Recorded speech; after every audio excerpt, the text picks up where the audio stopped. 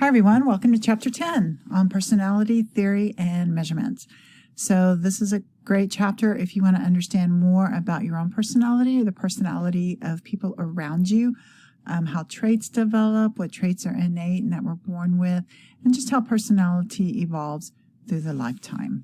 So let's get started. Personality is a stable pattern of emotions, motives, and behaviors that we have that distinguish one person from another. So one person may be more reserved, another person more outgoing, one person calmer, another person more anxious. These are all personality characteristics that we have. And there's different approaches to personality, which include psychodynamic, trait perspective, learning theory perspective, humanistic, existential, and sociocultural. And we'll be looking at all of these. Now, the psychodynamic theory was proposed by Sigmund Freud, who was a practicing physician. And in his practice, he developed his theory of personality, where he believed conflict that's initially external becomes internalized, and then our behavior is a result of the conflict between opposing inner forces that we have. Freud believed that there was 3 levels of awareness. There is the conscious level, the level that we're aware of at all times. The preconscious level, these have ideas outside of our awareness, but if we focus on it, we can start uncovering what is in our preconscious. And the unconscious level, this is where our primitive instincts are. And this is an area that we don't have access to, but this drives a lot of our behavior. Now, psychoanalysis, which Freud developed, was a method of investigation to explore the unconscious mind. So Freud believed if we could get into the unconscious mind, we could resolve a lot of issues that people were having. And through his practice, he encouraged individuals to speak freely about anything that came to their mind to kind of open up what was in their unconscious. This is also known as psychoanalytic theory. Freud believed that our personality was made up of 3 principles: the id, the ego, and the superego. The id is the psychic structure that's present at birth, and it represents our physiological drives, and it's fully unconscious. So it's just our need to suck, our need to poop. I mean, just the really basic drives that develop in our personality. The ego is our self-awareness. This is where we're able to plan. We're delay a gratification. We decide we want to lose weight. Our ego comes into gear and we decide, no, we're not going to have that dessert. We're going to wait for that. The superego is our moral guardian. It sets forth the highest standards of behavior. This is where we decide what is right and what is wrong. This is where we can be really judgmental of our behavior. And it can cause the ego to have guilt and shame when the ego makes a decision and the superego decides, no, that's not the right decision for you. Freud's theory had stages of psychosexual development, and the stages begin with oral, and then it moves to anal, phallic, latency, and genital. And we'll go through each of these stages. The oral stage begins in infancy, and this is where conflict centers on the nature and extent of oral gratification. So we have activities such as sucking and biting, an excessive need for gratification, where we want to get whatever we want. We want to be responded to immediately. And if we're not gratified to the level that we want, this can lead to a fixation where we get stuck in this stage. So oral fixations as adults could result in smoking, overeating, alcohol abuse, and nail biting. Also, we could end up with clingy relationships. So according to Freud, if we don't go through the oral stage successfully, then we can get fixated, and this affects us as adults.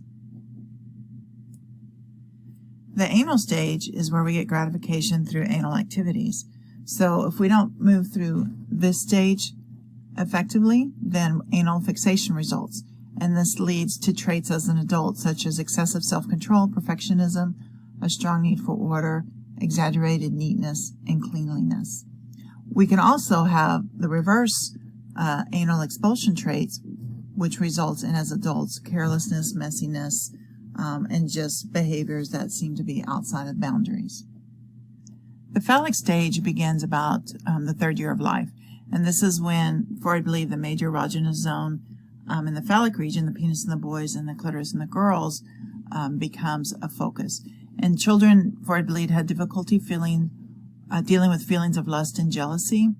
And so these feelings stay unconscious, but they still influence us about fantasies about our marriage or fantasies about our parent that's the opposite gender, and maybe hostility toward parents that are the same gender.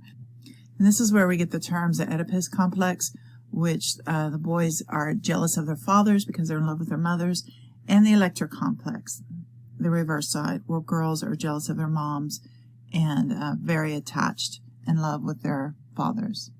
Because of the pressures of this stage, of the emotions that it emits, then children end up repressing all of their sexual urges. And this is where they enter a period of latency, which is usually around elementary school, according to Freud. And this is where the sexual feelings remain unconscious, and children prefer playmates of their own gender, and they focus on their schoolwork. So Freud believed that we enter the final stage of psychosexual development, called the genital stage, at puberty. Again, feelings toward the opposite sexed parent resurge, and this creates the incest taboo. So then teenagers repress these impulses that they have toward their opposite sex parents and displace them onto adults or adolescents of the opposite gender. So to review Freud, he believed that we have 3 levels of awareness. Our conscious, this is the level that we're always aware of what we're thinking in the moment. The preconscious is ideas that are outside of our daily awareness, but that we can access them if we focus. And the unconscious, the deeply held feelings and thoughts that we cannot access, but that drives our behavior. And then he had stages of psychosexual development: the oral stage, which is usually in infancy; the anal stage, which is around 2 years old when we're potty trained; the phallic stage, which is around 3 to 4 years of age; the latency stage, elementary; and then the genital stage in adolescence. And then lastly, the structure of his personality theory. There's 3 principles: the pleasure principle at the id level, and that's typically what you would expect from babies; the reality principle at the ego level, and this is where we make our decisions and live our daily lives; and then the moral principle at the superego. This is where we make judgments about the decisions we are making, and this is where we can create some conflicts where we're shaming ourselves for the decisions we're making. Freud believed that we develop defense mechanisms to help us with our inner conflict. One of the defense mechanisms here is repression, and this is an unconscious one employed by the ego to keep disturbing or threatening thoughts from becoming conscious. So this is an example of during the Oedipus complex, where aggressive thoughts about the same-sex parents are repressed so that we don't act on them. Denial involves blocking external events from awareness. So in some situations, it's just too much to handle, so a person refuses to experience it. For example, smokers may refuse to admit to themselves that smoking is bad for their health. They're in denial. Projection involves attributing our own unacceptable thoughts, feelings, and motives to another person. So, for example, you might hate someone, but your superego tells you that hatred is unacceptable, so you solve the problem by believing that the person actually hates you. So we're projecting our feelings onto someone else. Displacement, satisfying an impulse with a substitute object. So somebody who's frustrated by her boss may go home and kick the dog, which obviously I'd never recommend, but that's displacement. Regression is a movement back in time. So a child might begin to suck their thumb again or wet their bed when they're really upset. And sublimation is satisfying an impulse with a substitute object. So sports is a good example of this. Somebody who's really aggressive, if they go into the football field and they play aggressively, it's acceptable. If they were to behave that way at home, it would not be acceptable. So that's sublimation. Freud had several students who studied under him, and they're known as Neo-Freudians. They developed their theories, and their theories also include conflict and defense mechanisms. Carl Jung was one of these. He studied under Freud, but when he developed his own theory of analytic psychology, he and Freud fell out of favor with each other because Freud did not like that Jung had developed his own theory. But Jung believed that sex was not such a big part of the personality development like Freud did. He believed that we have a personal unconscious that contains repressed memories and impulses, but we also have a collective unconscious, which is the primitive images or archetypes that reflect the history of our species. So our development also includes what happened in the past with our ancestors. So examples of archetypes are the all-powerful God that people might believe in, the young hero, the nurturing mother, the wise old man, and the hostile brother. Even fairy godmothers, wicked witches, are part of our archetypes. The archetypes themselves remain unconscious, but Jung believed that they affect our thoughts and feelings and cause us to respond in certain ways.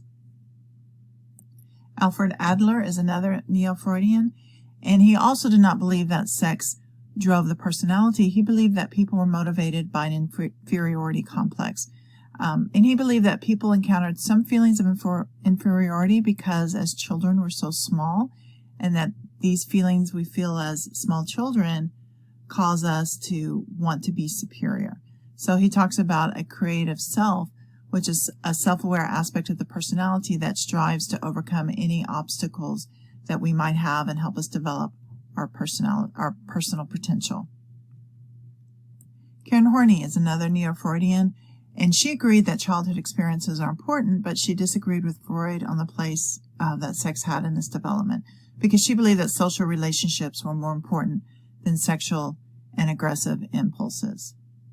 And she did not agree that girls feel inferior to boys, which is something that Freud believed. Erik Erikson, which we've already studied, also believed that Freud placed too much emphasis on sex.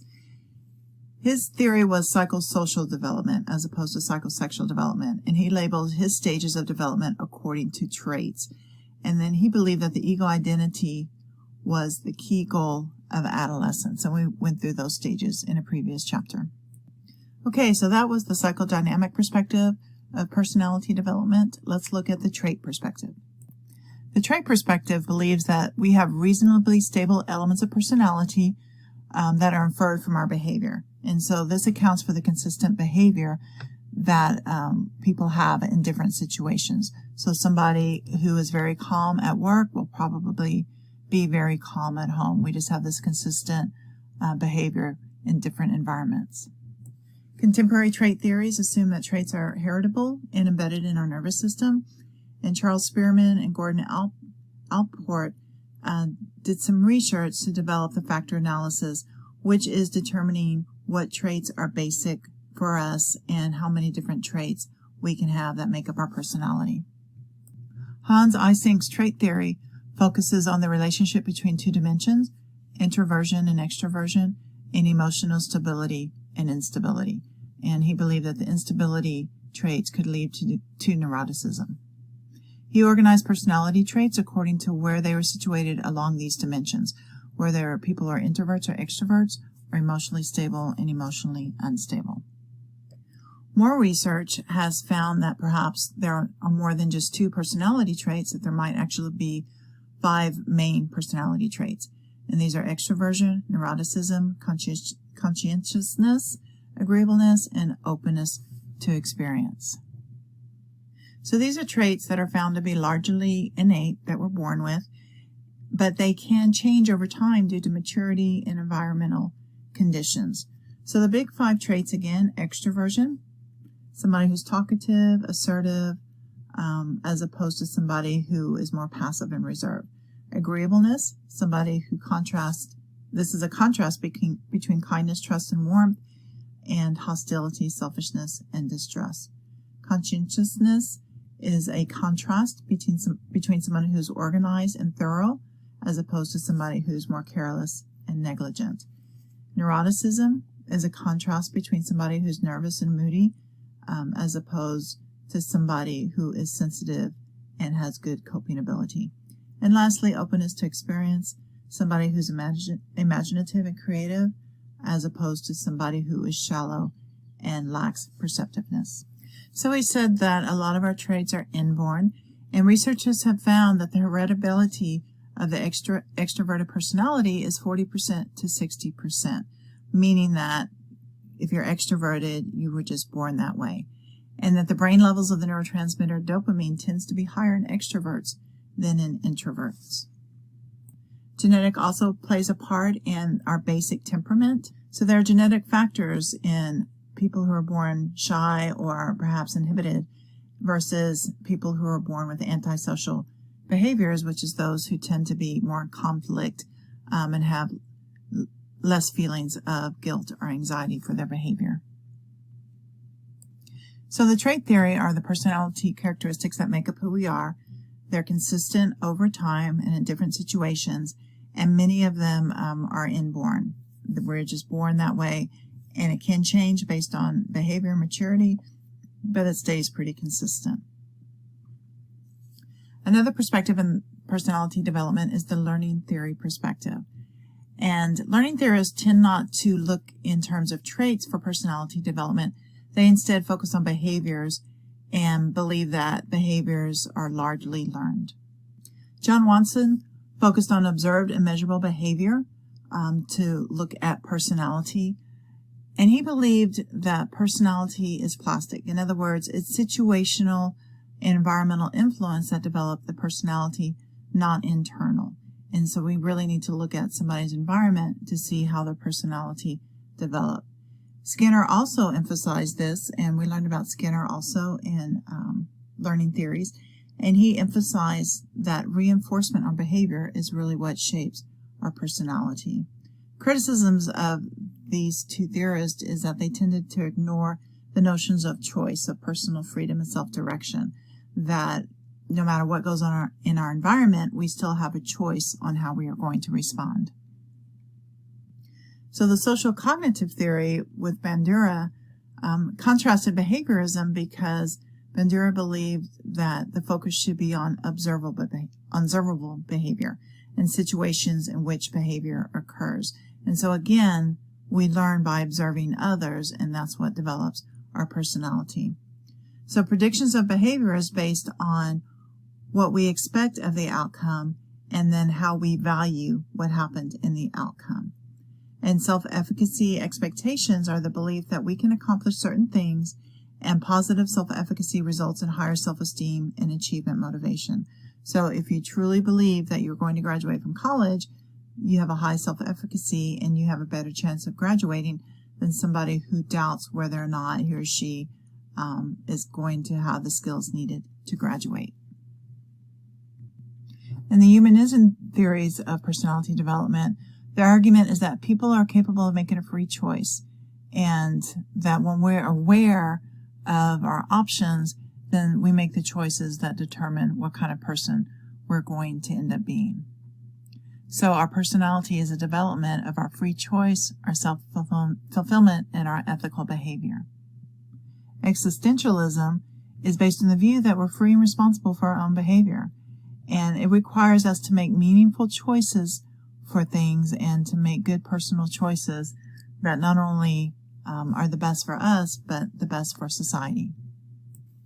Abraham Maslow, in his hierarchy of needs, followed this self-actualization philosophy that as we're able to fulfill our desires, we're able to move up and become more self-actualized according to the pyramid. Carl Rogers' self-theory focuses on how children develop their good self-esteem based on how much unconditional positive regard they're shown. So no matter what they do, they are still valued people. And so when parents show this unconditional positive regard, children are able to grow up with a healthy self-esteem. But when parents show children conditional positive regard, in other words, they only approve of them when their behavior is acceptable, then children may develop conditions of worth, thinking that the only way that I'm acceptable or the only way that people will like me is if I do what they think I should be doing. Rogers believed that the only path to self-actualization requires that we get in touch with our genuine feelings, that we accept them, and that we act upon them, that we resolve the conflicts we felt with our parents when we did not feel good enough, and we come to believe that we are good enough just for who we are. The sociocultural perspective for personality development believes that personality can't be understood unless you look at the different attitudes, beliefs, norms, self-definitions, and values of the different ethnic and cultural groups. Some cultures value individualism and some cultures value collectivism, and this can affect the development of our personality. People in the United States and many Northern European nations tend to be individualistic. So we tend to define ourselves in terms of our personal identity and to give priority to our personal goals. But people from other cultures like Africa, Asia, Central and South America tend to be collectivists. So collectivists tend to see themselves in terms of the groups to which they belong, and they give priority over the group's goal.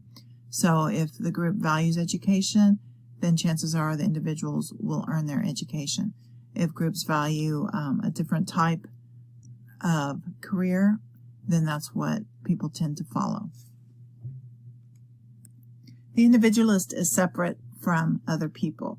And you can see in this chart you have the self and you have other people around, but it's still a separate entity. For a collectivist, the self is only complete in terms of the relationships with other people. So you still have yourself, but you also have the blending of relationships that matter in decision making and goal setting. With the sociocultural perspective, self-esteem is connected with pattern acculturation among immigrants, which is the process that immigrants go through to adapt to a new dominant culture that they move into by learning what that culture believes and making behavioral and attitudinal changes according to the culture, according to their new culture. So immigrants who can do this successfully have a higher self-esteem, and those who tend to stay more segmented from their new culture tend to struggle more. So we just went over the theories of personality, of how we develop. Let's look at how we measure personality.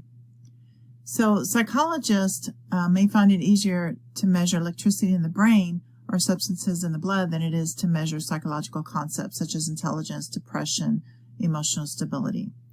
But the measurements can be accurate if we put in some characteristics to the testing to be sure that we're testing what we're supposed to be testing and that they're reliable. So validity is the extent to which a test measures what it's supposed to test.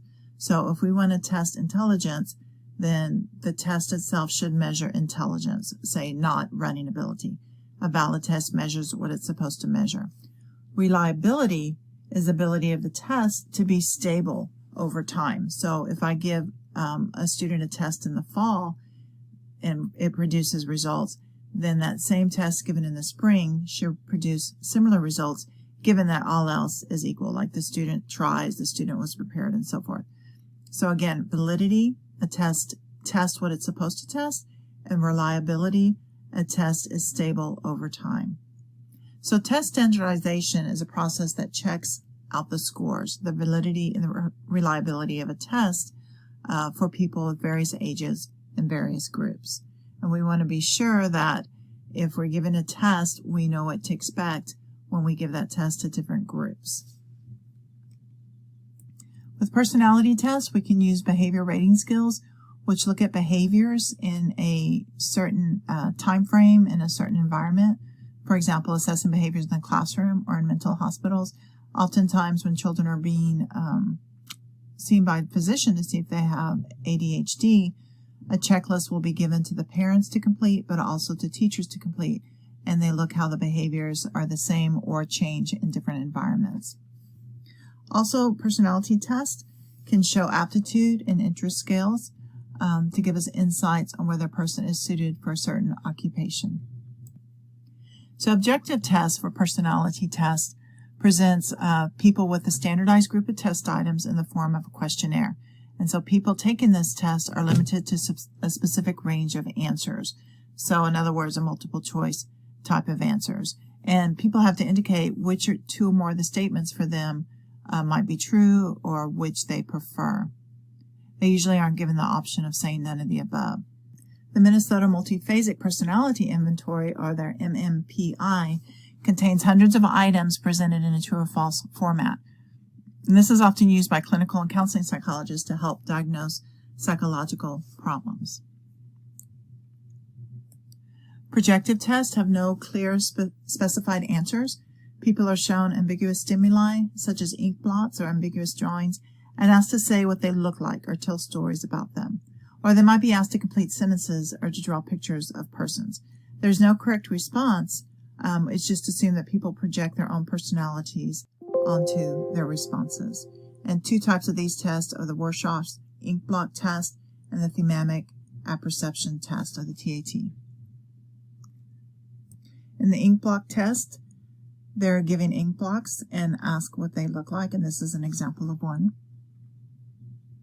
And then again on the thamamic test, they're asked to make up stories about drawings that are open to various interpretations. And these can be used in research and motivation and in clinical practice, and to assess the attitudes that people have toward others. All right, guys, so we covered a lot today. We looked at theories of personalities, and we looked at testing personalities. So let me know if you have any questions about this chapter, and I hope you have a great week.